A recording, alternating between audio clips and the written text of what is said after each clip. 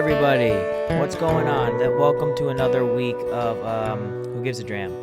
We're here this week, ready to rock and roll. Another review, another whiskey we're going to be reviewing. Early Times was great last week. I don't know how we're gonna pass that up, but it's episode 68. Just had to search it because I forgot what episode we were on. Episode 68 we are on. So welcome. Thank you for tuning in. If you're new to the show, appreciate you checking me out, giving my whiskey reviews a chance. If you are a returning listener, I appreciate the continued support, as I always do. Before we dive into the entirety of the show, which won't be a long one this week, again, kind of an unexciting week. It's an unexciting time of the year, so that doesn't surprise me that there's not a lot going on in my life right now. But before we get into, a little bit about what's going on, what's happening, and so on and so forth, I will say that if you want to support the show, just follow me on all my social media platforms and make sure you're subscribed wherever you're listening to, and also in addition to YouTube. So subscribe on all those platforms, leave me a comment, all that good stuff. Follow me on all my socials, and then support Bourbon with Friends as well. I'm repping the hat today. Support my other podcast, Bourbon with Friends, and follow us over there and subscribe over there as well. And I appreciate that. I really do. I really do appreciate that. I appreciate a lot of things in life, and one of the things I do appreciate is the cold, because the cold makes way for the warmth. I've been on record saying spring isn't my favorite time of the year. But the beginning of spring, and more specifically, the month of March is. Now, full transparency, you guys, I wanted to do another Irish whiskey month this year. I did it last year. I wanted to do it this year. Although I've had a pretty uneventful week, there's been things that have been happening that are eventful, and it has nothing to do with whiskey, it has nothing to do with anything, so I'm not going to talk about it. But I haven't been thinking about whiskey because of a lot of things, and I kind of just decided yesterday that I was going to do Bombergers, the 2021 release of Bombergers, because it's a limited edition release. It's still fairly new. I haven't drank it in a while. I cracked it with the store owner, Ron. Shout out to Ron. When I bought it from them last holiday season, I forgot when, but I bought it for $100. And I cracked it there, and I may have cracked it one more time since then, but I have not had it since. So I'm excited to give another authentic review when I haven't had something in a while. But I completely forgot that today is March 1st when I'm recording this. Tomorrow's the day this is released is March 2nd. I completely forgot. And this is my favorite time of year. I listen to the Clancy Brothers on repeat. I really divulge into my Irish spirit, although I do that all year, really. But I really, really play it up this time of year, especially up until, our family St. Patrick's Day party, which again, coming up soon. So I just forgot that I couldn't believe March was already here. The end of February, and with my real day job and a lot of other things, just became very busy. And lo and behold, we're here on March 1st, and I don't have an Irish whiskey to do. I have about 10 different Irish whiskeys at my parents' house that are a collection of mine and my brother's. But lo and behold, I'm here without one. I have Jameson here, which we've already done on the show. I'm not going to do it again. And that's it. I have Bushmills 16 year still. If you're an OG of the show, you remember the Bushmills 16 year episode. I don't think anything crazy happened, but that was just a really long time ago. So yeah, that's my bad. That's completely my bad. I had no intention of not doing Irish whiskey for this month, but I'll come back with an Irish whiskey next month, which kind of sucks. I wanted to do Shanks, the 2021 Shanks, which I also own, after the Bombergers, but I'm not gonna. I gotta do Irish, so we'll do Irish whiskey the next few weeks. I have a few in mind. I think I have Jameson Black Barrel. I know I own, so I can do that. I think I have a few more that I'm just not thinking of right now. I'll probably pick up a Redbreast for the show. I'll probably buy a Redbreast, and we'll do that. And we'll just drink and have some fun and do some Irish whiskey, celebrate Irish heritage. which I'm very proud to be Irish and Scottish and all that good stuff. Although that area of the world isn't doing too good right now I'm not going to lie. I wanted to say something about Russia and Ukraine. But I don't feel like I know enough to even comment on it. What I see all over the place is terrible, obviously, and shouldn't be happening. But I just don't know the details. I don't know why this is happening. I don't know the specific, moments that led to this. I just don't know.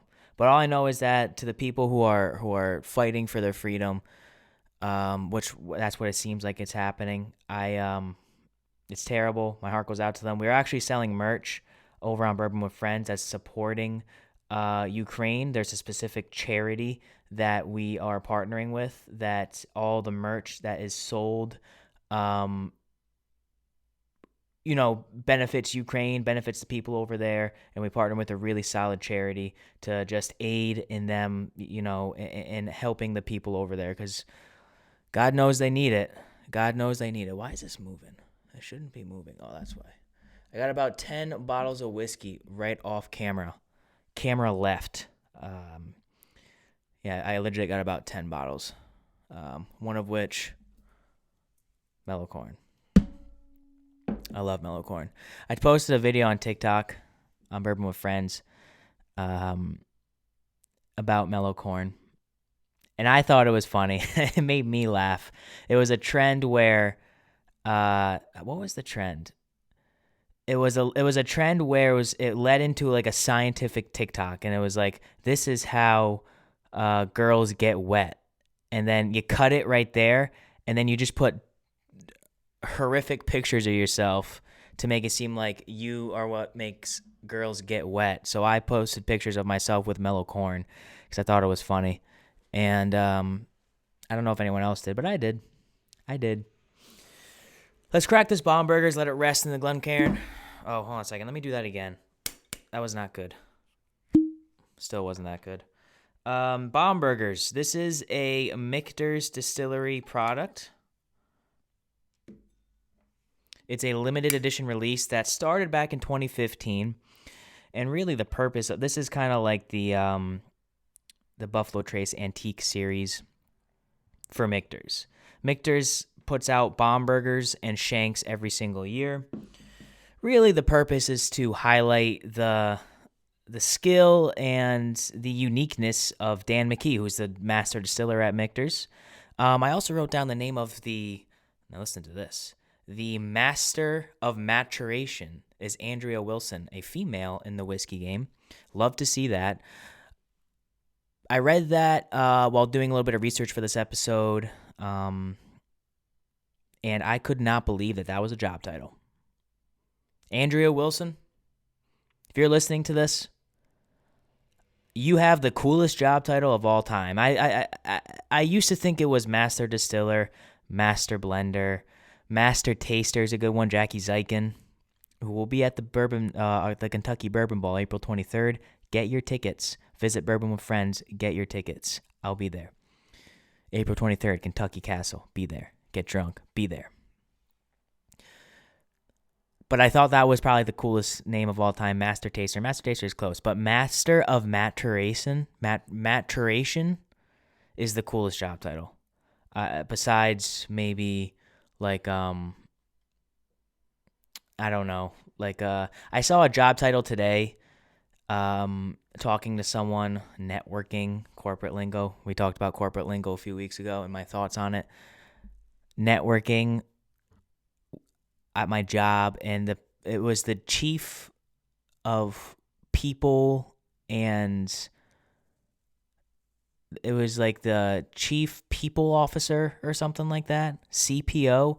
Didn't know what it was. Couldn't believe that was real. That's definitely a made-up position that someone just gave this person because they're probably very talented, good with people, good with resolving issues, but also integral to the company's like executive board.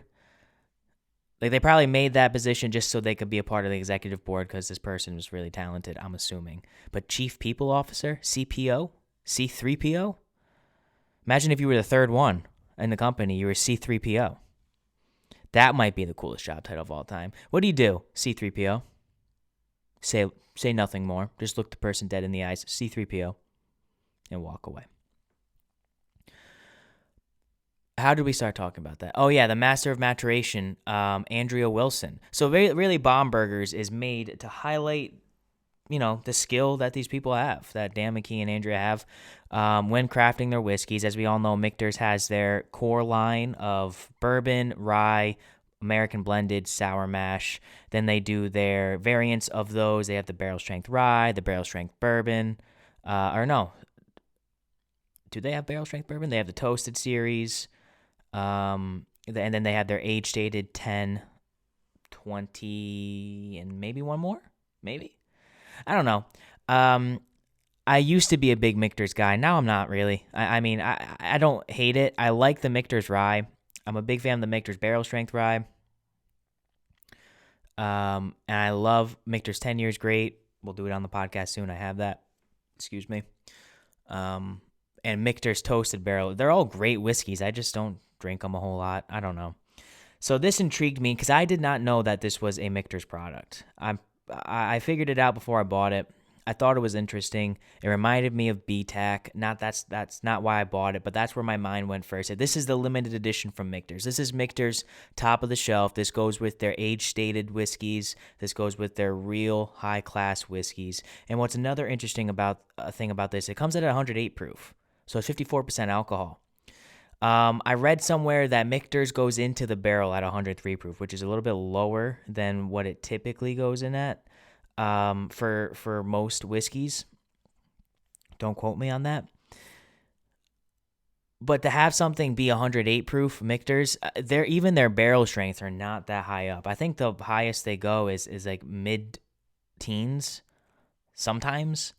So I am led to believe that this is a barrel strength, according to Michter's terms and what they do.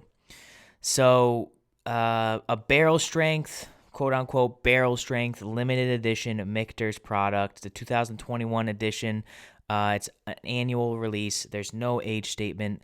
There's no mash bill disclosed. So we're going in raw, completely raw, and we're going to taste it, and we're going to see if we like it or not.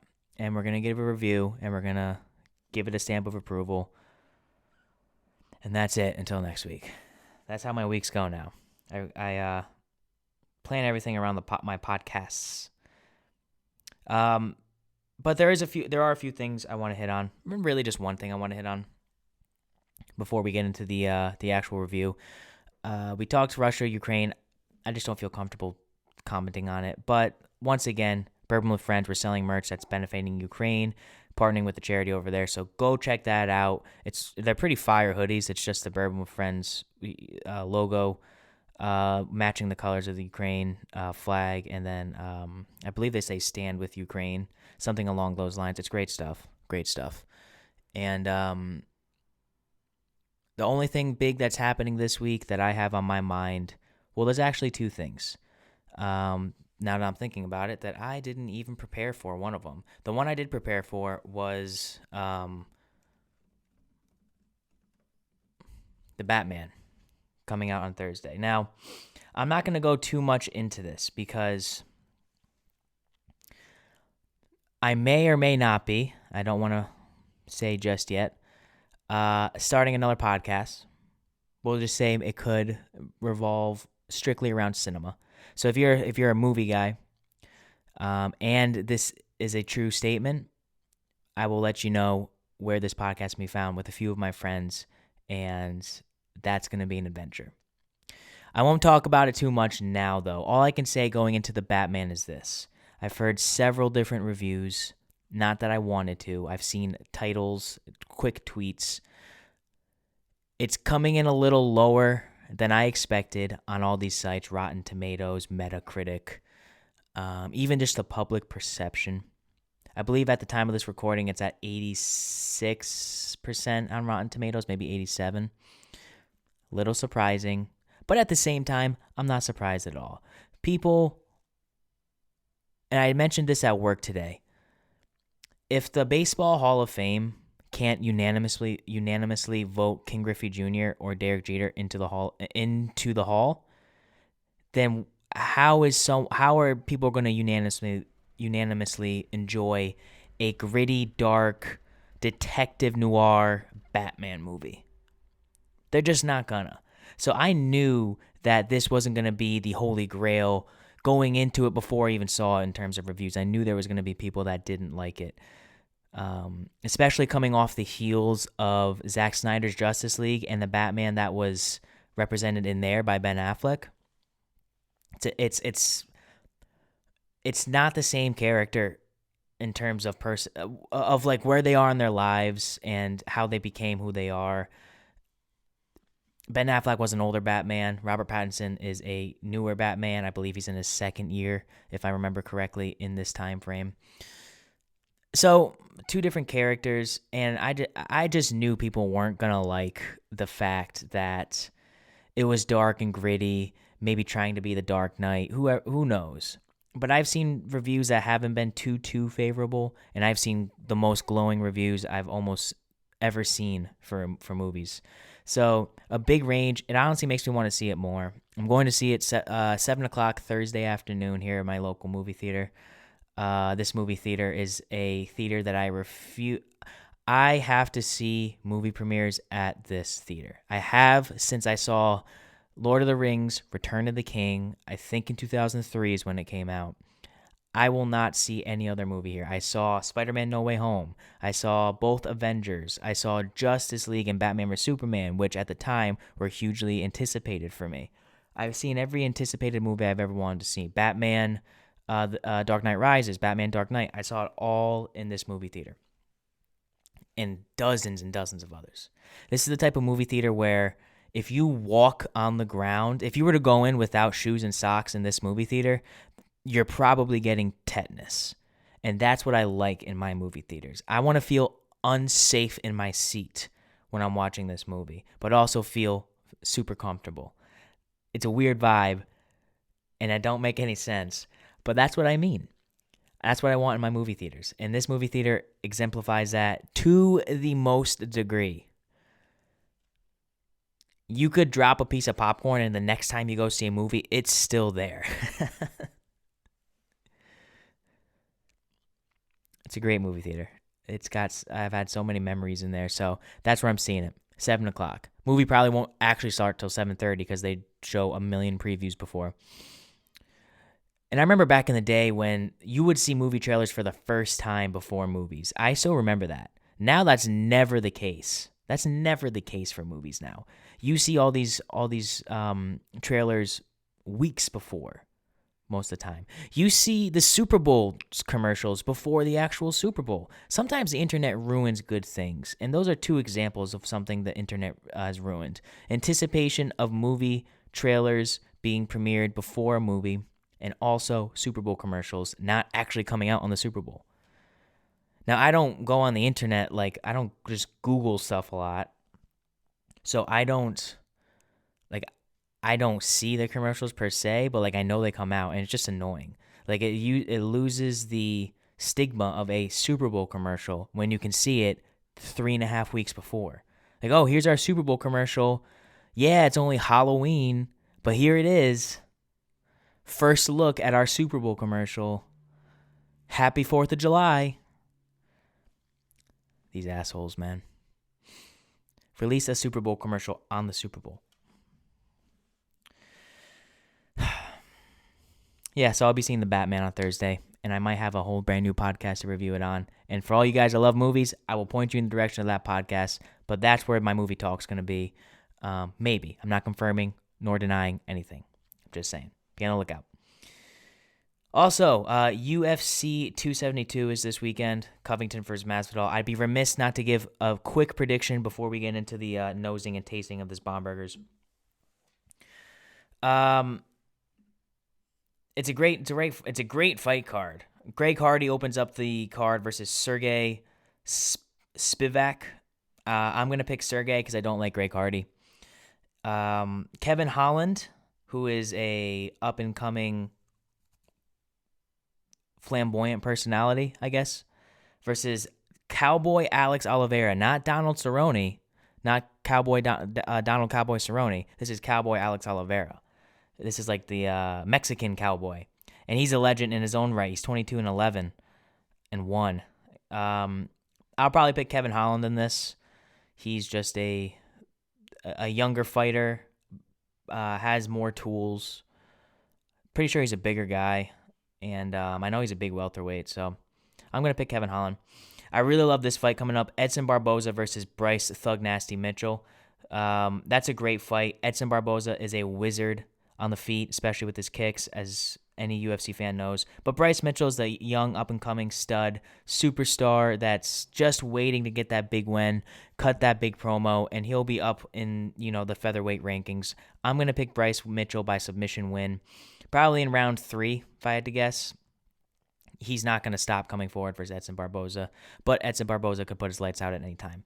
Co-main event, Javier Dos Anjos and Renato Moicano is stepping up on short notice to fight Rafael Dos Anjos. This is at a catchweight. I don't know what the weight is at, but I'm gonna pick RDA in that fight. Reason being, I don't know much about Renato Moicano. He's 32, 100. Yeah. I don't really have an opinion on that fight, but I do have an opinion on the main event: Covington versus Masbiddle. By far, probably if it's not going to be the biggest fight of the year, it's going to be in the top 3 biggest fights of the year. This is a huge, huge, huge fight. It's one of the only fights it's one of the only non-title fights that's headlining a UFC pay-per-view ever. I think McGregor's done it almost every single time he's fought recently, and maybe a few other times it's happened. Diaz versus Masvidal, technically for the bad, beat up BMF belt, baddest motherfucker belt. I would love Jorge Masvidal to win. I think he's great. I think he's true. I think he's honest. I think that everything you hear from Jorge Masvidal is what you get. He's just wears his heart on his sleeve and is I think he's like a true gangster. I really do. I believe everything he's saying about Colby Covington. I do. Saying how he owes a lot of people in Miami money. He fed Colby Covington when Covington was an up-and-comer. He let him sleep at his house, never had him pay, gave him food. I believe all that stuff, and I'm rooting for Masvidal. But in reality, I think Colby Covington's going to mollywop him, if I'm being honest. I think he's going to take Masvidal down and just wrestle body him. And I think he's going to risk hurting his ego and maybe his stigma just to have a boring fight to make sure he wins this fight. So I wouldn't be surprised if this ends in like a random TKO stoppage, like if Colby Covington's coming down on the top in guard or something like that, and Masvidal just is maybe covering up, but it's just not good enough, and Herb Dean stops it. I'm assuming Herb Dean's fight is refereeing this fight. Then I'm going to say probably I can see that happening. If not, Covington might win by decision. So it might be similar to the Usman fight. Like the Usman fight, Masvidal versus Usman won with the foot stomps. That was a boring fight as well. Covington doesn't have too many exciting fights. I think Usman made both Covington fights exciting. But Covington's a beast, though. He's really, really good. So as much as I want to pick Masvidal, I'm going to pick Covington, we'll say, by either later TKO or decision. And if it's by decision, it will 100% be unanimous decision. But I do think Masvidal wins the earlier rounds. That will probably happen. I can't wait for that fight. Oh, man, I can't wait for that fight. That's going to be such a good fight.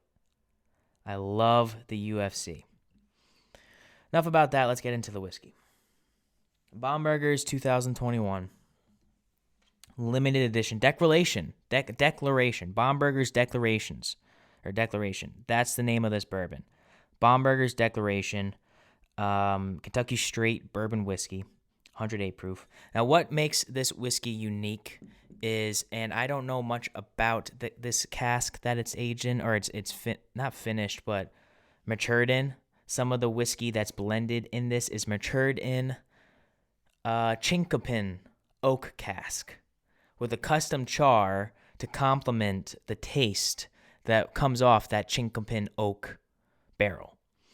I don't know what the char is. I couldn't find it. I'm sure it's out there somewhere. But that's what kind of makes this specific 2021 release different from what I can tell. That chinkapin oak. I think it's an oak native to the Midwest. Again, I'm coming at you with things that sound like facts this episode. I don't know if they're facts, though. I really don't know. But I found it on Google. And if it's on the internet, it's true. So it's true. And just to let you know what Bomberger means, like why is it not called Michter's Declaration or whatever? Bomberger was created. This whiskey was created to commemorate Abraham Bomberger. That is a name I am glad I do not have. He purchased the Shanks distillery. That was the original distillery, or one of the older distilleries.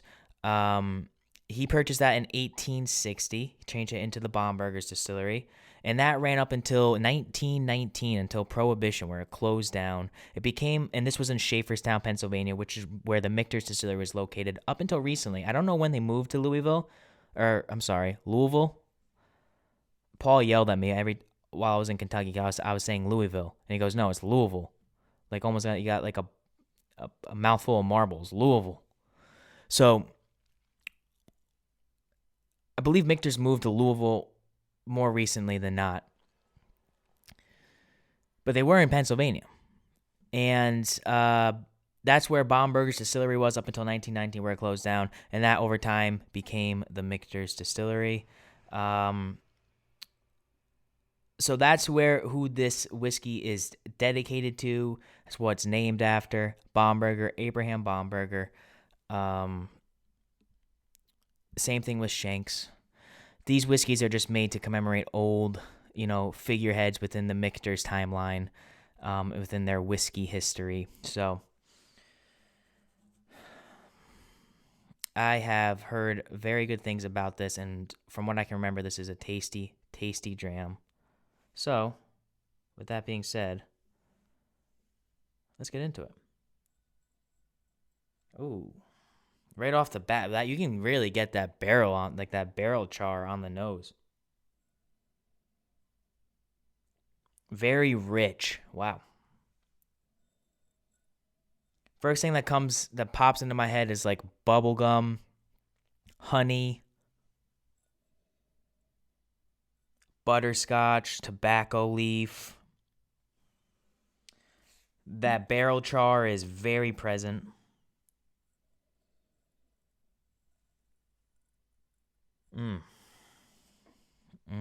That taste, it smells like it's going to be a bit of a higher proof too. It's like dark and heavy, and really, really get like that lighter bubble gum on there, but it's mostly like honey, butterscotch, tobacco, things like that, which makes sense. I mean, with a what is probably a barrel proof bourbon, I would guess. It's not labeled barrel proof, but I'm sure it is mainly barrel proof.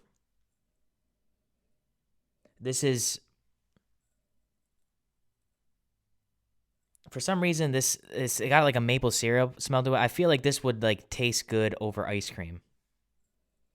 It's so dark, and I feel like it would just complement the vanilla real well, because there's not a whole lot of there might be like vanilla extract, like deep vanilla that I'm getting, but it's mainly like not. It's butterscotch, honey, tobacco leaf, a little bit of bubble gum on there is what I'm getting.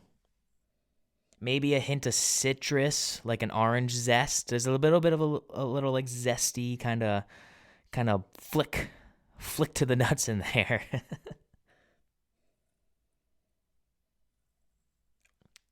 It's good though. It's good. I will mention as well that the MSRP for this is $85. I bought it for $100. I've seen it I've seen this for $250, maybe even more. So it's one of those bourbons that it's not terribly hard to find at retail, but it's also not terribly unusual to find it for way above retail as well. All right, so yeah, that's kind of what I get on the nose. A little bit of a deeper sweetness. That barrel char is present. I'm not sure if I'm picking up that Chinkapin oak. The more I kind of let it rest in the Glencairn, that maple syrup comes out. That zestiness. I don't know if it's orange. It smells like a citrus. That vanilla is becoming a bit more present. Let's get right into the taste. The nose is great. The nose is awesome so far. Let's see if the taste reflects that. So cheers to another week, you guys. What is going on? There we go. Who Gives a Dram? Episode 68, Bomberger's 2021 limited edition Kentucky Straight Bourbon Whiskey.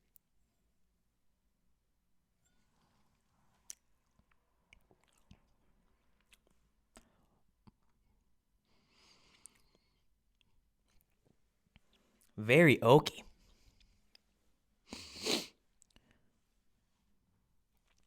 Oak. Mint. A little bit of that tang, almost like a barbecue sauce. Almost like a Sweet Baby Ray's. Interesting. That must be the Chinkapin oak in there, because that's a very interesting pour. It's subtle enough where nothing's overpowering, but there's so many things going on that it's rattling my brain right now. The first thing I got was the barrel char, was the oak. That was super present right first sip. Then it transitioned into like a salty barbecue sauce, Sweet Baby Ray's, like minty type of almost sweetness in there, but like over a flame. Like that. There's no spice on this. I'm not getting any spice. But that warmness of like I'm getting a lot of barbecue sauce. That probably sounds stupid, but that's what I'm getting.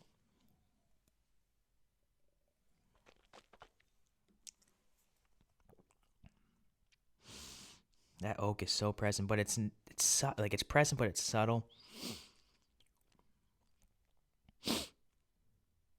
Honey is on there as well. Honey's definitely on there. I'm getting stumped. A little bit of like fruity, like Starburst, maybe. Like I just got like the pink Starburst flavor on there. On the back end. Finish sits a little bit in your chest, not much. Finish is a little short. But that initial flavor is just mind-boggling. Holy crap. Mind-boggling. I don't know how to correctly articulate what I'm tasting. If I was giving professional tasting notes, I say the charred barrel taste is first and present. I think that translates into a salty, almost like a briny barbecue sauce with mint and a little bit of fruit. But it works because of the barrel char, and it pulls the natural bourbon flavors of like, there's a little bit of, honey is what I'm getting the most of, but like butterscotch, vanilla, it's in there, but it's just not present. I gotta be the first person that's getting barbecue sauce on a whiskey. I gotta be.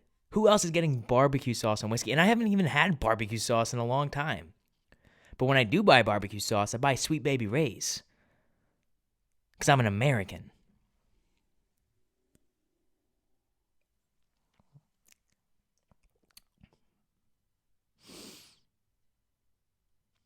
Very complex. The taste is great. I wish there was a little bit there. This doesn't drink like 108 proof. I wouldn't guess on the taste this is 108 proof. I'd guess it's like 95 maybe, 96, which is a good thing or a bad thing. I don't know, depending on what you like. I think it's a negative. But that being said, the taste profile on this is superb. I just don't really like everything else. It's a bit of a short finish. It's a bit of a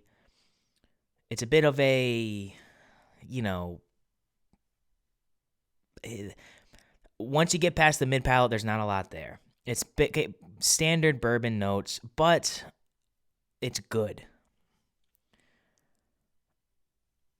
I don't know if it's $100 good, but it's limited edition.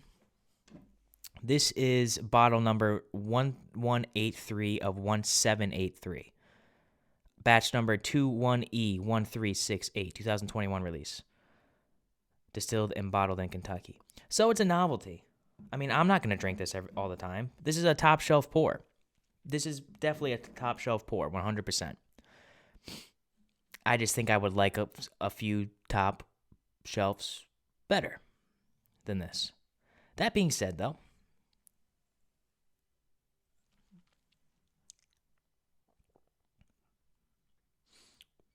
it's getting lighter and lighter every time I take a sip. There's no finish. But that mid palate is yummy.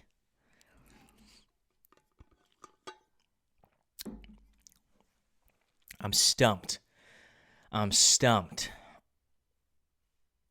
My scoring is all over the place, but the first number that jumps out to me is like, based on what I like, based on what I think is good, based on the price, I just think there are whiskeys that are cheaper than this that are not that much worse. This is here's the best way to explain Bombergers. You can tell that this is a quality whiskey. You can tell the craftsmanship that goes into there. There's too much complexity and too much subtleness of a bunch of flavors that I'm probably not even getting, that I can't get because I'm not that talented when it comes to tasting whiskey. They're all there. And you can tell that this is a high quality pour that's crafted almost to perfection. It's just if you like the taste profile of it or not. There are some people who love rye heavy, dill forward rye whiskeys. You won't like this. There are people who like hot barrel proof bourbons with that peppery note, maybe a overflow of like oak and barrel char, like Booker or something like that. You probably won't like this. But it's got all those flavors in here blended, and it's just not particularly up my alley. If I were I can't give this like a high score just because, I mean, I think I'd rather reach for 107. To be 100% honest, it's a proof point lower, but the taste is a bit more acquainted to what I personally like. And the best part about whiskey is you can watch any review that's on YouTube of Bombergers. You can watch any review. You can read any article. It's all about what you think of it. If you hate Bombergers, that doesn't mean that it's a bad whiskey. It means you don't like it. If I give this whiskey what some might consider a low score, it's just not my cup of tea. I also love mellow corn. So you tell me what's wrong there. But if you love it, there's going to be people that hate it. Vice versa. Blanton's is a great example. So many people love it. There's a solid amount of people that think it's way overrated. If you ask me, Connor, you have to rate Bomberger's 2021 release right now. I'm going for and I might catch some flack on this. I'm going for $100, or let's say $85. I'm going for like an 8.5. I think that's a fair score. I think that's I should have probably dictated what my scores mean, but it's already been 68 episodes, so I'm not even going to try that now. But that's you should buy this. If you see this for $100, I would pick it up because it is good. It's a top shelf. It's a limited edition, and you will enjoy it. It just depends if you're really going to enjoy it or not. And I do really enjoy it, but there are things I'm reaching for above this. 8.5, I believe, is a fair score for this whiskey. And remember, if you go through all my old episodes and you say, Connor, why'd you rate mellow corn or something higher than it? I'm doing this live. I don't have any, I have notes about what Bombergers means and where it came from. I don't have any tasting notes in front of me or anything. This is all on the fly. So cut me a little bit of slack if you're calling me a dumbass right now, even though I am a dumbass. But I'm going to give it an 8.5. I think it's a very solid pour. I think there are whiskeys that are cheaper. However, given what it is, limited edition, aged in that Chinkapin oak. I hope I'm saying that right, Chinkapin. I do think this is solid. I think it's very solid.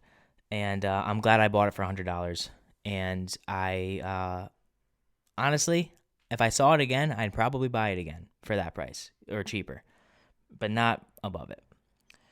So that's what we're going to do this week. 8.5, Bomberger's Declaration 2021, a limited edition Kentucky Straight Bourbon Whiskey. 8.5, stamp it.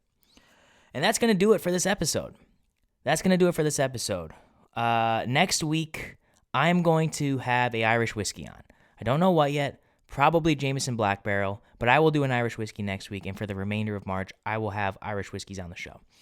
And that is because I'm Irish, and I love being Irish, and although Irish whiskey isn't my forte, we're going to do it. And next week, we will talk about our St. Patrick's Day party. We'll go over what that is and what that means to me again. I'll touch on the Batman. We'll talk whatever other news happens till then. We'll talk about the week. We'll talk about our week. And we'll drink some whiskey together. That's what Who Gives a Dram is. So I sincerely thank everybody who supports the show, whether you follow me on Instagram and you shoot me a message, or you follow me on Twitter or Facebook or TikTok. I sincerely thank you. It means the world to me. If you're subscribed, thank you. It means the world to me. If you listen to these episodes, thank you. It means the world to me. Also, follow my other podcast, Bourbon with Friends. I put a lot of hard work into that as well. So it would mean a lot to me if you follow us, Bourbon with Friends, on Instagram and all our social medias as well as subscribe there. 2 great whiskey podcasts for you if you're a whiskey guy. 2 great podcasts for you. Additionally, follow Who Gives a Dram on all social medias. If you follow the link in my bio on Instagram, you can buy Who Gives a Dram sweatshirt. And they're there. They're comfy. I've had a few people buy them already and send me pictures, send me messages, say that they're really comfortable. And I'm not just bragging when I say I think they're really comfortable. I think we do a good job. So go over there. Check out those sweatshirts. Check out the Grapevine Media. I forgot to mention that this podcast is brought to you by the Grapevine Media. So go check that out over there, www.thegrapevinemedia.com. And like I said, for all you movie guys out there, I might have something for you in the near future, something for your listening pleasure. So that's all I got. I think it's time. To take off like a prom dress. So Nick Bossy, What Happened to Country, is going to play me out as always. And like we say every week, whiskey's the water of life. So let's start living. My hands are tired from paying my bills, staring at a bottle, I'm aiming to kill. The weeks passing by and the seasons keep changing. I'm playing my song, trying to make me a name.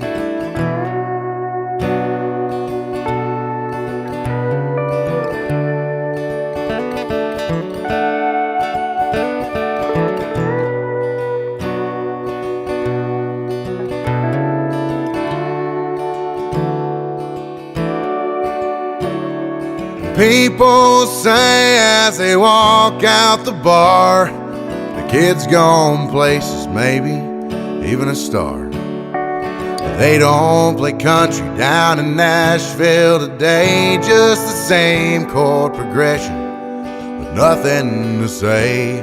What happened to country? 3 chords and the truth. And who's gonna step up and fill their big shoes, writing songs about outlaws, singing all night, and songs that'll make a grown man cry.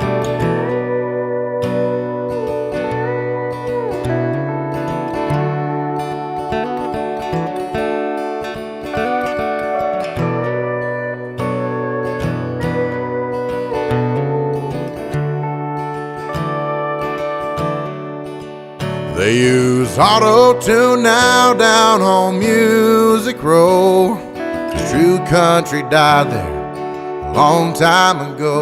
No, they don't play Waylon on the boulevard, but they'll do anything to be rock stars. What happened to country? 3 chords and the truth. And who's gonna step up and fill their big shoes, writing songs about outlaws, singing all night, and songs that'll make a grown man cry.